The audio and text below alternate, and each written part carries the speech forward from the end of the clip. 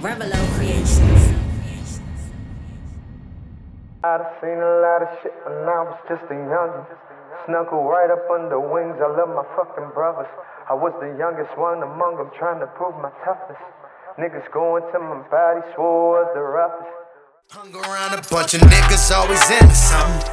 Didn't take me serious like I was fucking sucker. Hey y'all, this is Danny from Heard the Podcast, and I'm here with Melvo G. Where we at, Melvo G? It's good. Shit, we around Northeast. Why we in Northeast? Because this the birthplace. This is where I was born and raised. Okay, so today we're gonna be talking to Melvo G about Northeast, how he grew up, where he grew up, his inspiration, and his new music. So you wanna start now? Yes, Okay, let's do it. so show me around. All right. So where we at right now? I see a lot of recreational situations going on. What's going on over here? It's a lot of gentrification that's been going on. As you see, look like a lot of more quality around here. But when I was growing up around here, around 49th, all this was dirt. It was all dirt field. You know, you just had the school. You still had the court. What school is this? This was Roper. Okay. I think they changed the name by now. now. I'm a PG County girl, so I know a little bit of PG. Yeah. You know what I'm saying? Yeah. I mean, I'm around the corner. One thing about here, about the city, you gotta know where you at. You know, because some people good everywhere they go, and some people they can't go hardly nowhere outside their own hood. So, what is some of your best memories around here? Best memories? It was live. It was a lot going on. You know, I was like, how old was I? Like, had to be like 9 or 10. I was about 9 or 10, and we was just around here, younger than that too. We just around here running around, like setting shit on fire. Setting shit on fire? It was a lot of little random fire? shit. We was playing pretty much, as you could say. That sounds very Caucasian of you. We was in it. Start fires and shit.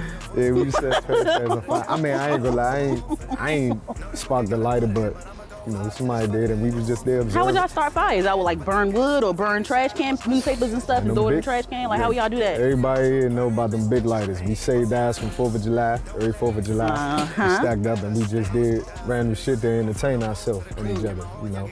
You still be popping fireworks? Oh yeah, but now I do it more for the kids. You know, we used to do it. That used to be dangerous too. We used to actually, you know, use fireworks on each other. We used to have fights with them. You know, like bottle rockets, Roman candles. The little cherry cherry bomber thing. What you call them when you throw it on the ground? What's that? What you call them? I don't know. I call them poppers. Poppers, whatever you call them. Yeah. Yeah, but growing up around here, it was a lot of good memories. And even though we had less around here, we created more. You know, that really with your imagination. Expanded our creativity side of ourselves. It was a abandoned house over there, and we had it. I don't know how it got there, but it was a bed at the back step, at the bottom. It was a what? A bed, you know, a mattress. And we used to climb up to the top of the stairs and jump over. What is another Caucasian act? Look, it's not in that, because we don't want to throw shade on them, because we all do things you know, in our childhood that ain't too safe. I didn't hear about no ass whoopings yet. Anybody get caught? Like what's like the jumping off the bed, starting fires, forced fires? That was the biggest memory. You know, you can't forget an ass whooping. You know, I still got some of my marks to this day. And if your mother was anything like mine, that ironing cord was the weapon of choice. Cord for me. We got beat with anything though. It was shoes, hangers, you know, you name it. Switches. You know, it was from back in the day. Like from that generation, they knew how to lay a good hand to an ass. You know, and we needed that to keep us in line, keep us in check. Cause y'all starting fires and shit, yeah. Right, and that wasn't the bulk of it. That was just one of the height of the moments, you know. But other than that, you know the city life here. You know, you got the hustlers, robbers, you know, shooters, all that activity going on. The ice cream trucks. The ice cream trucks, I was getting there. What would you get? Yeah. I was a Fruities girl. Yeah. I was a SpongeBob icicle girl. Oh yeah. Shit, for us it was Fruities. You know, get a bag of Fruities. Pickled egg.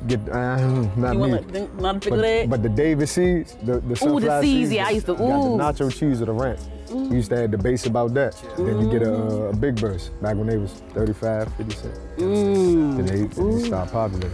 Ooh, and I still get the Mystics with my curry out. I still get the strawberry kiwi Mystic. Oh, yeah. I like the blue Mystic.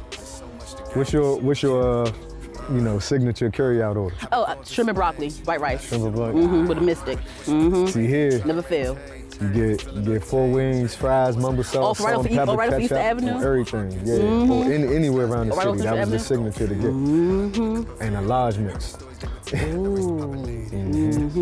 So, okay, so in your new, I want to talk about your new music. So are you talking about your experiences growing up in DC in your music? Absolutely. Okay. That's mostly what I'm talking about, because for one, I know a lot of people can relate. You know, everybody grew up a little differently, but I think for most of the part of the city, everybody can kind of, you know, tell a similar story. It's the wall I used to mess my legs up on.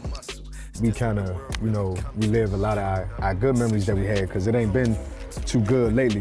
You know, it ain't been no good times in DC like it used to be. You know, when they had the Stone Soul picnic, when they had all the go-go's we used to go to and everything. And, you know, actually I ain't even not go to too many go-go's like everybody else did. I kind of stayed in my own lane, just playing sports. By choice, or because like you were trying to stay out of trouble, or? I mean, a lot of those environments had a lot to come with it, but it was a lot of good times. You know what I mean? But I was always occupied and functioning doing something, because I grew up being in a lot of programs too. And okay, that's good. That was going to put me in a good position later down the road. But the hood is everything. You know, it's a lot that could come out of being from the hood. And a lot of people, when they say from the hood, they think it's just, you know, guns and drugs and all that. It's not all that. The hood got a lot to offer, a lot of talent, a lot of creativity, a lot of prosperous moments that you know we shared. And them family functions was everything. You know, block parties, everything. And 4th of July, a lot of us tend to use that as a, you know, family reunion. Yep. Because that's when all of us are more likely to see each other. What's your favorite dish to eat at a cookout? Man, to get right with me, your chicken gotta be on point. Fried chicken, grilled chicken, what? Fried. Yeah. What about the macaroni? For me, it's macaroni and cheese. If your macaroni and cheese suck, I don't know what to tell you. Like, that's the macaroni and cheese for me. That's like one of the main. You think meat is the main thing, but for me, mac and cheese is the main thing for me. Like, you can't fuck up macaroni and cheese with me. Yeah. I hear it. I mean, because everybody don't, you know, they don't eat everybody's food. You know, they real selective. Especially you got ones that's on diets and stuff. You know, they try to be real particular. You can't be on a diet. The cook out at a family function, you gotta drop the diet for that one little day. You can't be on a diet. Right. So, other than growing up in your area, what are some other things that helped you write this album? Or is it an album? Should I call it a project? Is it an EP? Like, how many songs are on the album or the project? It's 20. So that's an album? It's 20. Okay. That's an album. That's an album. It's a project. It's a project I think a lot of people would enjoy. They would appreciate. You know, one thing with my musical platform, it's not about the music. So the title of it, you know, I named it Born for This. Okay. And so the reason I named it that is because it's not just for the musical platform itself. It's for talking about everything that I'm delivering on throughout the album, and how you know, finding your purpose in life. And I'm talking about that purpose throughout each and every song. So would you say that you use your music as a tool, like an educational tool, or like how would you describe like the way you use your music? That's actually funny you said that, because when I first registered myself as an artist, you know, they tell you select up to 3 genres. Okay. And one, of course, was rap. One was R&B. The third one was educational. Oh. It was educational. I didn't know y'all had to do that. I didn't know y'all had to choose. Like, I didn't know that. Okay, so you yeah, because you want to know, because you do that so that you can know your target audience. For when you're projecting your music. That's funny, because I still feel like this in the industry, this from a viewer, it seems like it doesn't matter what you classify yourself, the public classifies you the way they feel comfortable. So I didn't even know when you register as an artist that you have to pick your own category. I didn't know that. Right, yeah, and it really gives someone to know what they expect, especially being in the industry. But me, I wouldn't really set myself in one category, but mostly I would definitely lean towards, of course, rap. You got the R&B, but the education is very keen and important to me, because I'm a mentor, so to speak, on a very personal level. Anybody that I come across when I'm out working out somewhere, somebody got questions, or we just, you know, they just come up to me and talk to me. It's a natural gravitation, you know, that people get from me when we interact, especially my family. So, what do you want people to take from your education then? What I want them to take and hopefully receive is that obviously, you know, you could be anything, you know, you put your mind to. You could be any type of person you put your mind to. But don't just be mindful and allowing yourself to just succumb to your environments. You know, just because that's what you're mostly around, that's what you're most attended to. Because here you gotta survive. You know, it's a fight for the fittest here. But we got so much to live for too. So I found things that was worth living for. So I'm trying to encourage others to do the same, not by force, just by, you know, an optional offer. You know, to somebody to find within themselves what they really want to do, what they really care about, and how they could use that to their advantage. So you think making a presence in this world, making a mark.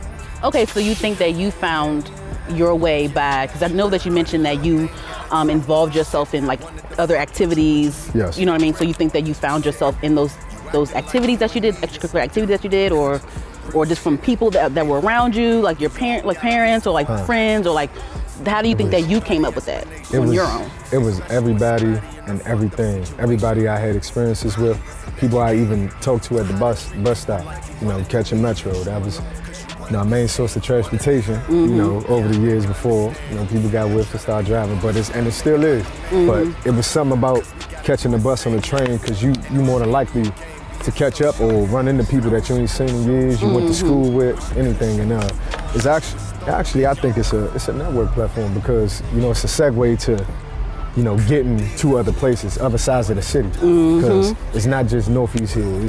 You got Southwest, you got Southside, you got Uptown. You know, so and speaking of, I kind of have some thorough memories in all those sectors of the city. Like what?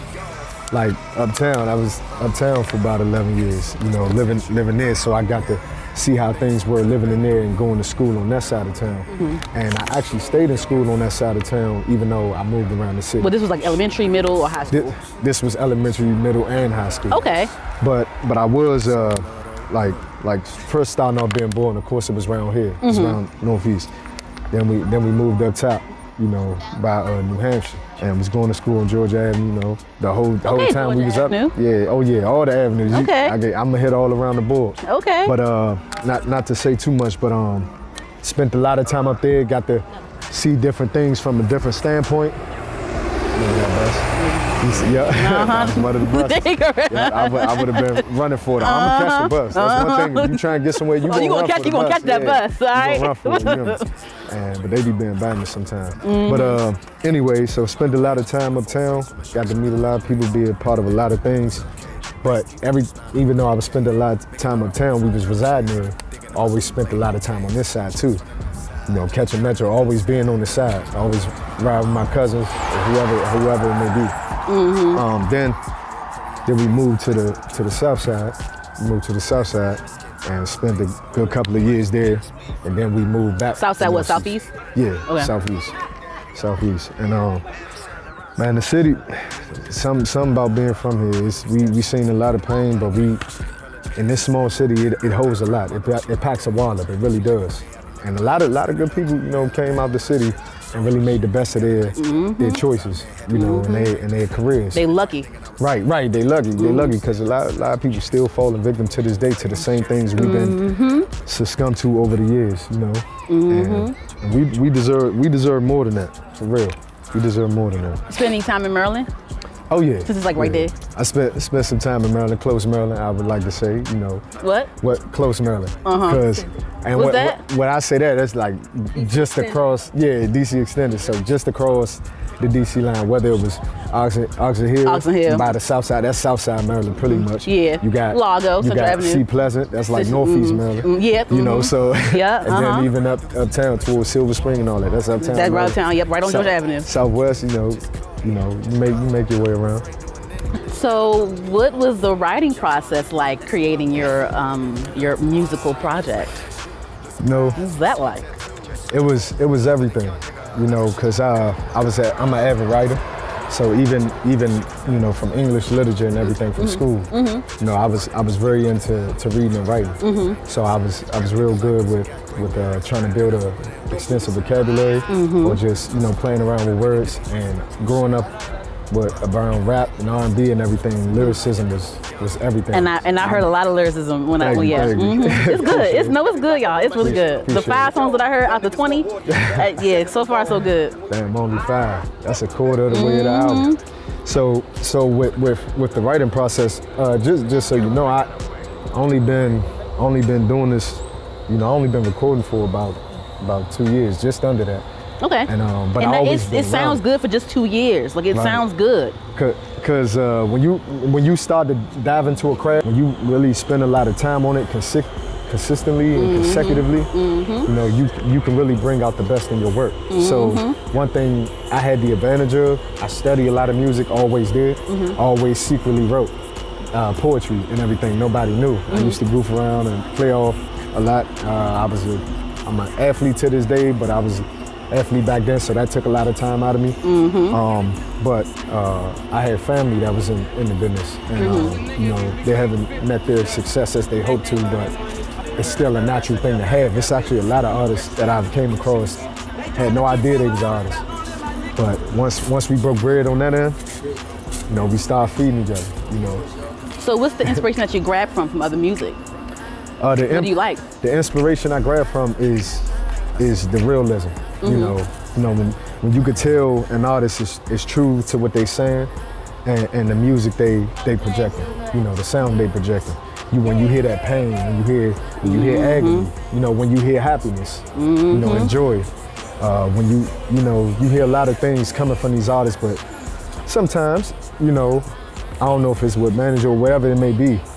I feel like some artists probably, you know, get lost down the road and they just doing things because it's popular. Cookie cutter, you know, and commercialized. And that's right. And that's fine.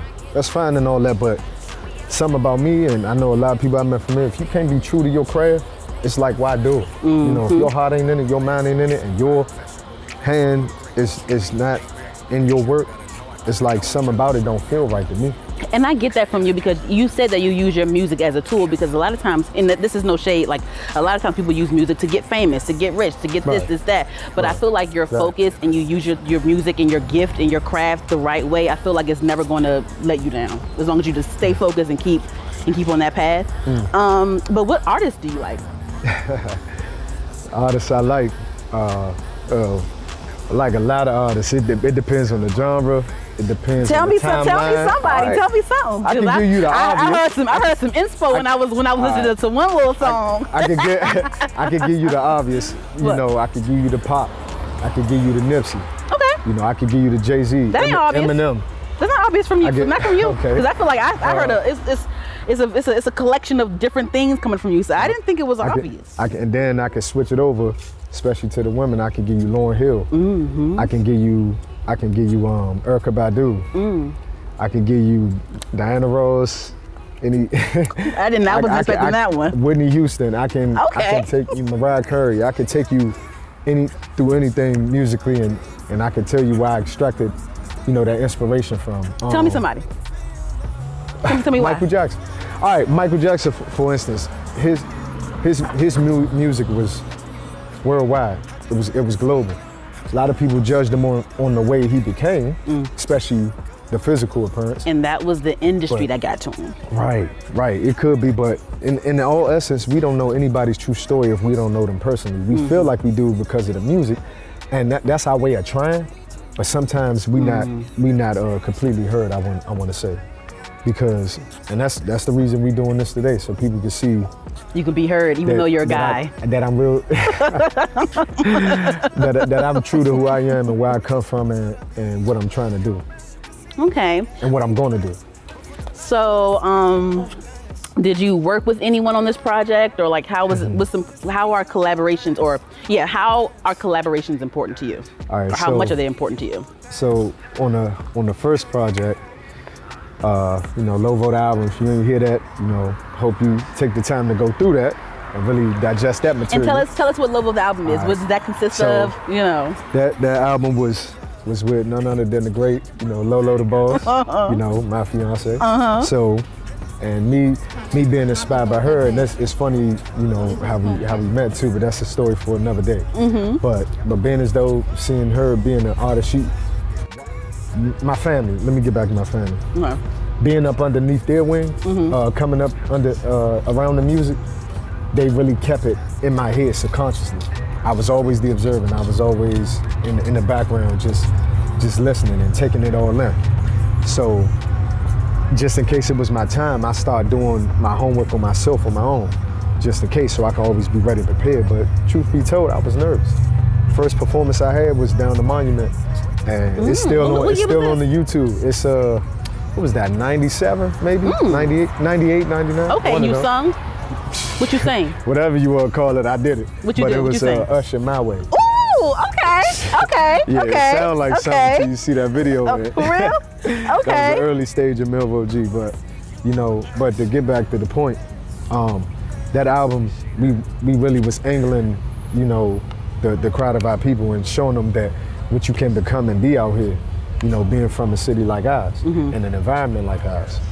You know, like I said, everybody got their story, and we was telling ours, and we actually got a lot of good energy and a lot of good responses and appreciation for the album. It was good. Thank you. So with this one, I want to continue to do the same, and this being my solo, you know, and also Lolo, of course, got a solo. Some credits on there. So what we did was we injected her EP inside my album. Okay. We always looking forward to innovation and doing things that never been done, even if it's the smallest thing. Okay. Because the little things, man. So she had some solo tracks on the album. Absolutely. Okay. Growing up around Northeast, I was a little younger. Playing on the block, watching cousin them pumping. Running from the jumpers, cluckers always lunching. Bound to get pressed by the fears, it was something. Boy, you couldn't do shit, always had to move quick. If you got spatted, you was hopping over fence. If you wasn't in the game, you was sitting on the bench. Hating niggas on your line, watching with a clenched fist. Nowadays, everybody got a fucking gun. Aim it at your head, pull the trigger, now you done. Boy, you better hope you ain't crossing the wrong one. Niggas throwing bullets for a sport like it's fun. People getting sicker, man, they dying quicker. Life is just a riddle with all this enigma. Cold world, gotta rub your skin for the friction. This world needs healing, God is my witness. Wanna go over here to the field? Have you ever played on this field before? I never played, but I trained a great deal on this field. Oh, so you've been doing suicides back and forth and some shit like that? More than that. Oh, more shit. than suicides. I get it in. You got to train though, or you train yourself? Train myself. Okay. You brought LaVonda out here? Now, yeah, she actually, actually she did come out here a couple times. You know, but more for now, everything that I do. They drafted me to a football team. Oh, for real flag? No, the women football. Is women flag? No. Is this football? Ooh, you tried out? Did they just see you? Huh? They just seen you? We played softball together, didn't we? My brother told me that football wasn't for girls, so I did. So who did you collaborate with on this album? Of course, I collaborated with, you know, Lo. Collaborated with Lo. I got Leo Amari on there. I got Rubber Band. Okay, I know him. I know him. I got Money Leak. Got Lucci, King Wu.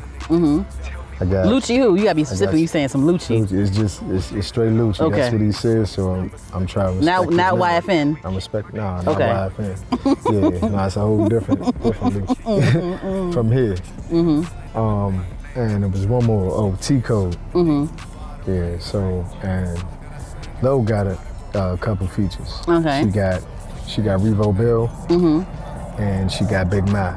Okay. So everybody that's on the project is from here. I haven't worked on reaching out to any outsources yet. I'm trying to start within, you know, within our city, because I mean, it's easy, but it's not to go outside your environment and find resources. But I'm trying to use what we have here and really build up the city again. Who was that rapped on that song, Peep That? You said rap? Yeah. What's that? That verse, that was all you? That was me. You sound like you had like a British accent or something. So when I was like, this a British person? Oh. The part where it's like after the, the reason being it sound like another person because I actually rapped that in another language. Oh. That was in French. Oh. Yeah. Oh. So I'm trying to exhibit, you know, all avenues of my talent and I try to use it to my best ability. So you're bilingual, or you like how many languages do you speak? You know, primarily English, but I'm inspired by other languages. I haven't mastered them yet, so to speak, but I'm still in the learning phase. But French was one of them languages, you know, it's a love language. I know a lot of people say that, but I respect the language because of, you know, the culture and everything. And the accent, you know, they got swag. They got swag with it. And when growing up, uptown, we grew up around a lot of Spanish. Yeah. So in our schools, you know, it was either black or Spanish. And when we had those extracurricular courses where we could take another language, most people went to Spanish because that was the other, obviously, the other race, so they could master that. But we also had the option of French, which was a very small group, and I was part of that very small group. And I actually started taking it serious because I even took it in college and achieved it for 2 years. So I started to really adapt to the language. And I feel like I can use that to my advantage one day, especially how I'm using it now, platforming it in music. Okay. Who worked on the production? Because you named all the people that you featured with, but so who worked on the production side? I mean, everything is done with a team effort. You know, starting with myself, of course, having my hands all over my own work, but definitely Lolo the Boss and J-Rod, you know, at Studio Place. We definitely worked this in, and actually not just that, my family too, like, cause I actually, when I bring things to their attention, if I'm working on something, whatever what I was doing, even if it was music, sport, anything, and I bring it to the table to them, because so to speak, your family is your toughest critique, right? So everybody know that. So take a critique from somebody that don't know you versus somebody that does, you know, you would take more to heart from somebody who do know you. Yeah. So I broke bread with my family on all levels, everything that I was doing. That's what's up. And like J-Rod probably like tweaked it a bit and like, you know, you rearranged some chords and things like that. You put some this and that and whatever. We had to put our touches on there, but we definitely make sure we cover our ground with getting the appropriate licensing. Because you got to cover your ground, and owning your own is the way to go. You know, a lot of people don't like to do that. It's tiresome, it's tedious, but you have to. You a boss. Exactly. When you your own, you know, you gotta have, you know, put your name on stuff and do it the right way. You know, do it legally. You know, so that you don't get, you know, bombarded with something way down the road. Later down the line, you're getting sued for something you put out 6 years ago, and it's a lot of artists that went through that. Needless to say, you know. So I'm doing it to set an example and set a tone for upcoming artists, you know. And there's a lot of people that's far ahead of me, because I'm not doing this just for the music, but there's people that's far ahead of me because they're doing it just for the music. But a lot of little things, you know, have been neglected over the years as far as somebody being an artist. Yeah.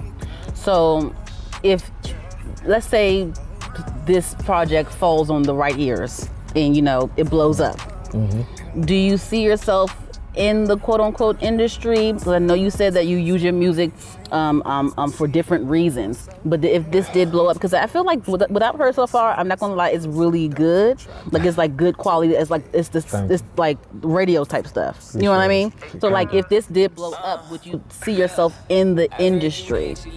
Because I know you wear many hats. You know what I mean? So it's like, would you see yourself like, you know, in that spotlight, or like would you reject it? Like, what would you do?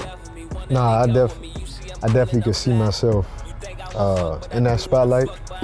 But I feel like I could be a threat, and I feel like I can be of good use to other people as far as collaborating. Because I know when people speak of the industry now, you know, learning the business of it is everything just as much as having the unique art and talent for it, right? So, but with me, definitely looking forward to collaborating with a lot of different people, artists, producers, engineers, whatever it may be. But I'm saying, you know what I'm saying, like, you know, would you feed into, like, would you get into that? Like, what would you? So one thing about being from here, you know, we like to stay in our own lane. We like to do our own thing. That's why I brought up, you know, potentially being a threat. Because becoming your own thing and being your own, you know, some people don't like that because they feel like that's a limitation. And it is, so to speak, but when you know what you know, you move accordingly, right? And you learn that a lot, you know, from the streets. You know, now I come directly from the streets, but I always sat back and observed what the streets had to offer. So I always kept it in mind when I went outside of my environment. And it kept me alive. It kept me making, you know, good decisions and really soften out, you know, a lot of situations, a lot of experiences. I think if you did, I think you would be a good addition to like the DMV artists that are big, like the Ari Lennox, the Wale's, the Brent Fayez, the Gold Links, the Shy Glizzies, the whoever. You know what I'm saying? So it's like, you know what I mean? So I feel like, you know, you'll be a good addition to that. Would you like to do things behind the scenes? Like, would you like to be a writer, or like, you know, you're fine with that too? I would love to do that. You know, for somebody, I would love to write a piece of art for them. But or lend your vocals, background vocals, or things like that. You know, there's a lot of that. You never know who's in the background singing. I would love to do all that. I would love to do all that. But the thing about writing music for people, like, I take it serious for what I do, and I know other people do too. So if I'm writing for somebody, I don't want to set it as a limitation. But if I'm writing for somebody, you know, of course, I would have to write their story. I would hope it's, you know, something that's real to them rather than me just writing something and it's just a good song. No, I want to make it count. I want to make it matter to the artist if I am to take that route. But at the same time, me writing, especially writing for myself, I really take writing to another level when I write. And I ain't just saying I'm the best writer, but I really dive when I write. You know, I really try to. I'm careful when I write. You know, just like writing an essay or anything. You know, the structure of it. I'm really careful about structuralizing my music. So when you compare it to writing an essay, you know, you got your thesis statement. You know, you start off with a strong thesis, and then you have supporting, you know, a supporting body, and supporting facts and everything. Then you cite your work, you know, references and everything, and then you get a climax, and then you get a conclusion. You know, you finish strong, you finish hard. So I use that correlation right there when I write my music. Because I think this project really shows off like your writing skills and your vocal skills and all that stuff. So I think that would be cool. Appreciate it. Thank you for listening. So what's your favorite? I know this is like asking who's your favorite child, but like what's your favorite moment of the album?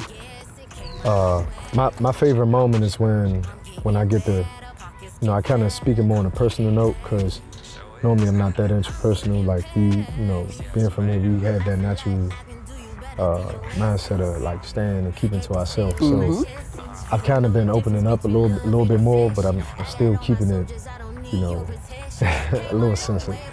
So leave some mystery for the listeners. Right. I gotta leave stuff for you to figure out. You know, I don't want to be too predictable, because when you know what I'm coming with, you're like, I want to keep you surprised. But nah, I think the song that really stood out to me the most is hard to say, because I put my heart in each and every one, and I will continue to do that. Born for This sets the tone, and that's why I named it that album. And that's the intro, right? Starting off the album, I start off with spoken word. I'ma always keep that, and I'm trying to bring that back around, bring that back to life. It never died, but it, you know, it's not as broadcasted as some would hope to be, because it's high respect for spoken word, and I always been, you know, always had a good ear for that. So I start off with that, and I called it "Sing for the Moment" because it was my favorite song by one of my favorite artists, you know. And what I talk about in "Sing for the Moment" in the spoken word, I'm talking about an artist having a big moment. That's why I called it "Sing for the Moment," and that's why I feel like he made that song. That's what I received from it. So you said Eminem? Eminem, yeah. So I used that as a starting point to really help you know what to expect from this project. That's what's up. That's what's up. So are you planning on like shooting any music videos? No question. No question. Is it gonna give like cinematography? Is it gonna be a visual album? Are you gonna just pick and choose what you wanna like visualize? Like what's the plan with that? It's gonna give everything. It's gonna give everything. Of course, using my environment to my extent. Always keep that in there as a signature. But I'm definitely gonna step outside that, because I've been outside my environment quite a bit. I learned a lot. Always maintained where I came from. So aside from music, what are your other endeavors? My other endeavors. Well, of course, I always had a thing for sports. Okay. What sport? Man, I done played everything from football to basketball. Baseball? Did baseball. Okay. I did track and field. Okay. I did martial arts. Okay. I did too for a little. I did a little stint. I did a little stint. Yeah, a little stint. And boxing, I always kept up with boxing, even when I stopped training from under a trainer. I kept going on my own. A lot of those sports, actually every sport, and then the latest sport I did play was rugby in college. Oh. And that really gave me a real different feel. Where'd you go to college? And my first sport was soccer, but I went to college up in West Virginia at Fairmont. So, okay. So what's your favorite sport though to play? You said it was soccer? Initially, the idea of it, my favorite sport was boxing. Mm-hmm. But it's hard to say which one is my actual favorite sport. I ain't gonna lie. But if anything, rugby was a newfound sport for me because it was new. It was the newest to my my list, and it was kind of unplanned. Like I didn't go in planning to play rugby. I ended up substituting rugby for football when I was ineligible in college. Oh. So until I became eligible, I needed a substitute that still helped me grow as an athlete and developing my skill set. So rugby definitely filled that void greatly, more than I expected.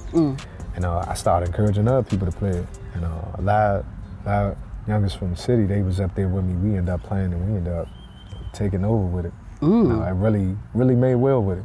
It was a club up there. Other schools had it as their football, but it really took over for us, and we made something well with it. What was your major in school? I majored in mechanical engineering. And that's what you do as your day job? Because a lot of people, you can be a rapper and a singer, but a lot of people have day jobs still to pay them bills, so. No, I'm an engineer. You're an engineer? Okay. Yeah, it's always been something about, seeing things from a design aspect. Engineering is actually a numbers game as well. A bunch of formulas back and forth. It deals with a great deal of physics and everything. Wait, so what do you engineer? People that don't know. Construction. Construction. So definitely took that to another level. And this time, I'm not using my hands. I'm using, a lot more of this, a lot more of documentation, reading, And that's a muscle directing, too. supervising. Yes, it is. Yes, it is. So I'm using that in that manner. Do you enjoy it? Yeah, I enjoy it. It definitely wasn't obviously in the plan to just be doing that, but I have other hopes and dreams that I'm looking forward to following for that. Does that help you with your creativity? It does. It does, and that's good that you said that because when you look at things from a construction standpoint, right, when you build a bridge, for instance, you start with a foundation. Everything starts with a strong foundation. The more solid your foundation is, the better the build-up, right? So you start with your strong foundation, then you start having the formwork, and then you can start working on the interior and everything else, doing finishes and everything, and then you come to a completion, so to speak, that, building that solid facade and everything for the structure to maintain and have integrity, 100% for years and years to come. So that I correlate that with building a business, building your talents, your artistry, anything, taking those steps to really build that solid foundation, right? You're disciplining yourself. So that's one thing. So my ultimate passion was, cars, and it still is cars. But I'm getting back to that. All y'all niggas love y'all cars, man. See, I mean, it's something about cars. Love y'all cars. It's something about cars, and it ain't the thrive of speed or anything. It's when you really put your hands on them. And starting with something as simple as, changing brakes. That's what a lot of people start at, with changing tires, whatever it is. As you building on that, you start to learn so much about cars that you can, or anything, to where you can put it to something else, and you can connect it to and really make something of it. Okay, so in the end, what is your overall mission? What's your purpose? What do you feel like your overall mission, and what do you feel like your overall purpose is? Overall purpose. That's one thing you definitely gonna hear me cycle around a lot in my music when you listen. Is finding your purpose and pinpointing your balance in life. So purpose is everything. Being from here, man, we found out a lot of reasons, and we see a lot of results and reasons of why we die, right? So we know that, you know, whether somebody stole with somebody or this happened, the times, you know, history, you know, riots, racism, anything. We know why we die, lack of resources, food, starvation, hunger. But we haven't, you know, what is our reason for living? You know, why do we live? So once you find that, I feel like that alone, along with other supporting factors, can really push you to continue living and doing those things. So my ultimate goal is to really save my city, bring my city back, not single-handedly, nah, but I do want to start, I wouldn't mind starting the fire. It's already been in the works, but we just got to be more consistent with it, and we got to support each other. You know, like I said, we do a lot of things separately and independently that we lack the idea of doing stuff together where we're stronger. You know, and I really want to bring that idea and I want to bring that back to life and put it in action for our city. And I think it's a lot that could be done with that. And helping others is my ultimate goal. That's all I want to do is help people, but it's how you help people, because that can get taken advantage of, you know what I mean? So, and being from here, a lot of people have fell victim to that with a lot of situations, even myself, you know, and I had to learn the hard way. Yeah. You know, trusting people. Trust is everything. Yeah. You know, honoring something with somebody. But definitely helping others. I found my purpose with that, and that comes from the family I was raised by, and the city I was raised by. You know, it's love is everything. Yeah. Love is so honorable. Mm-hmm. You know, but a lot of us have grown to hate. You know, hate is a strong word, and envy and jealousy. That could really take you down a whole nother path that you would never make it back from. You know, some people hardly make it back from, and I want to change that narrative. You know, I want to alter that narrative, and not by force or pressure.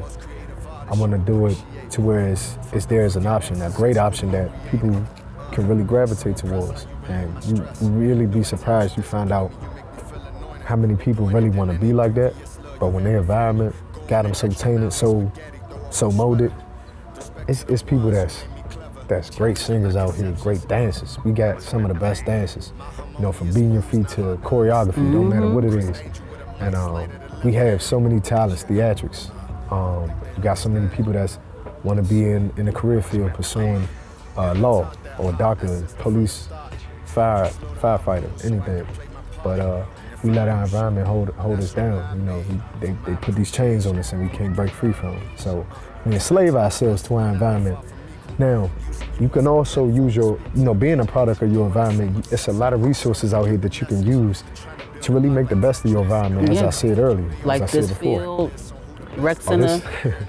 This home right here, any field, you know, and it's just not this area, you know, I made my rounds around the city, and not just off, no street cred. It was actually more less than that and more respect, you know, going along with other things that I was doing at the time.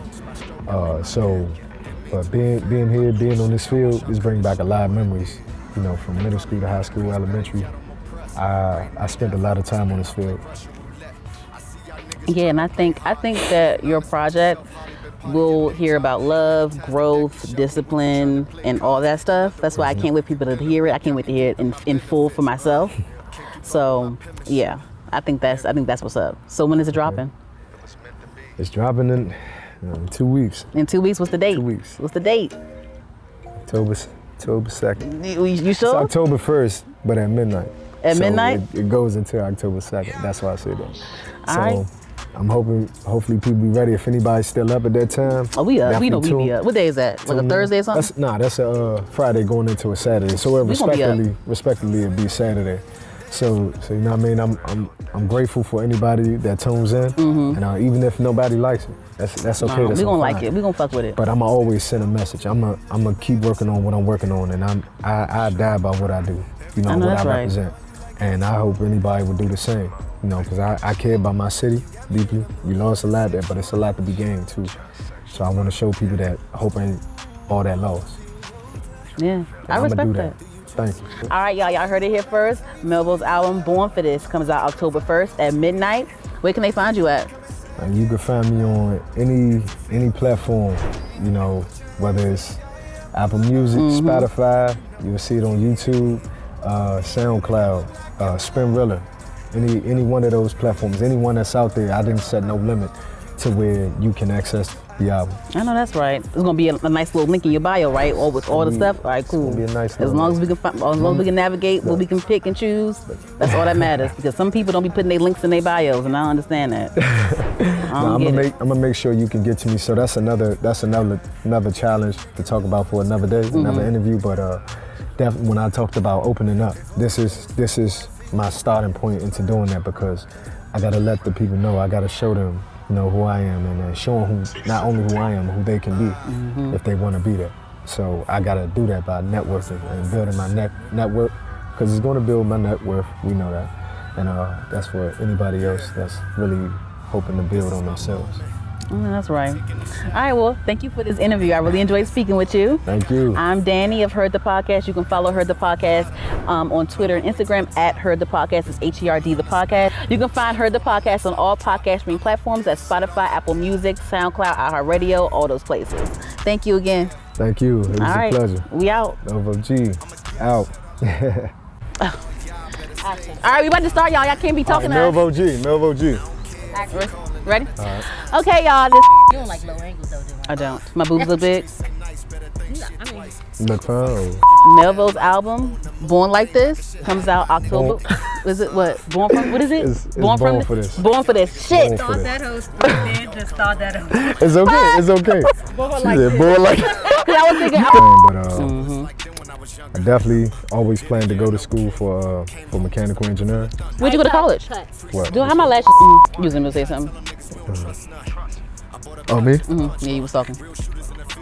Damn, you forgot. I asked you about the visuals. Get me putting on the towel on my head. Damn it. So aside from music, what are your other endeavors? My other endeavors. Oh shit, we already got Where that should I part. Keep it start? going. Yeah. You say you went to school for mechanical engineering. Where should I start? Where'd you go? Start from the question. Oh, okay. You want to shoot that over Yeah, so again? it can flow, back and forth. Okay. So aside from music, what are your other endeavors? Back in Rose, I was getting picked on by niggas I hung with. Using my sense of humor, do away with the nonsense. Shorties came around, they seen I was a target. Niggas thought it was cool, but it was killing my conscience. So I had to reevaluate myself, got tougher. Start bench pressing, little body got buffer. Sooner or later, I knew that I would enhance the mentality of my mind over matter, never mind, it don't matter. Fucking with me now, then your brains get splattered. Stumping out your face till your skull start to fracture. Fuck nigga, never try to damage my faction. And I don't play with steel, I'm taught to throw my fist, my jab and cross. I landed so sharp and swift. You talking shit, don't worry, I come equipped. Be wise with words, you might get your life exempt. Vo. Let me get a jab and cross. All right. Jab and cross, right now? Yeah, looking towards the camera. Oh, I'm gonna get the front. Looking at you, but I'm, all right. So, oh, Okay. shit. Yeah, I'm gonna face this way. All right. All right. Go ahead. Go. Yeah, something ain't All right. right. Something off. It's not good. Yeah. Got me throwing. You do it again? Yeah, you're not focusing. Hold on. All right.